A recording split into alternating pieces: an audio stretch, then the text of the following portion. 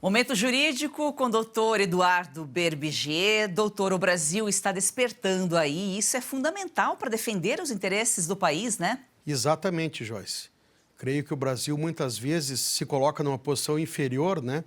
E no agronegócio não temos porquê. O Brasil, o maior exportador de alimentos do mundo, e nós somos um país modelo de produção, de exportação, e temos que brigar pela igualdade, né? Então, creio que o Brasil está fazendo o correto. Estamos falando aqui com o senador Zequinha sobre a lei que ele está propondo, né, sobre a reciprocidade ambiental. Uma resposta aí à Europa sobre as regras que são impostas aqui ao Brasil.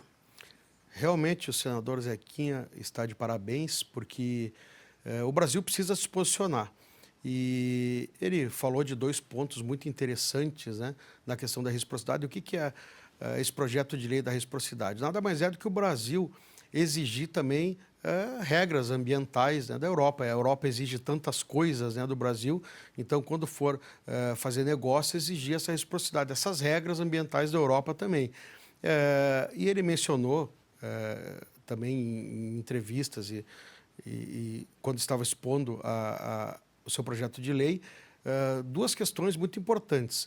Reserva legal, por exemplo. O Brasil, dependendo do bioma, exige 20% de reserva legal, 35% ou até 80% no bioma da Amazônia, lá, 80% de reserva. A França exige 4%.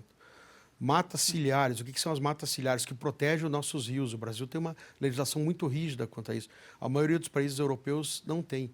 Isso para citar dois exemplos. Então, os europeus que descuidaram muito com o seu meio ambiente, agora vêm querer impor regras que nem eles seguem na Europa. Não estamos querendo dizer que o Brasil precisa chegar a 4% de reserva legal aqui. Óbvio que não, ninguém está pregando isso.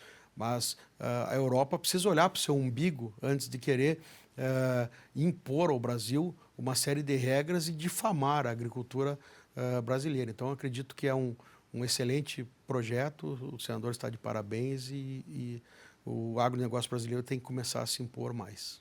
Doutor, inclusive a União Europeia confirmou o adiamento da lei antidesmatamento para o final de 2025. Estava prevista para iniciar agora, né? Já foi adiada para o final de 2025. Provavelmente isso aí é resultado já da movimentação do agro e sociedade brasileira que vimos aqui nos últimos dias. Pode ser um reflexo, porque nós temos que sempre pensar que o agronegócio, como nós sempre falamos aqui, o Brasil é o celeiro do mundo, né, um dos celeiros do mundo, e alimenta o mundo inteiro, inclusive a Europa compra muito do Brasil. A França até é um dos grandes produtores do agro na Europa, mas o resto da Europa inteira, dos 28 países da comunidade europeia, compram muito do Brasil. Então, o Brasil tem muita força no agronegócio. Então, isso pode ser um reflexo, porque digamos assim, nenhum país do mundo ou nenhuma comunidade gostaria de se indispor com o Brasil,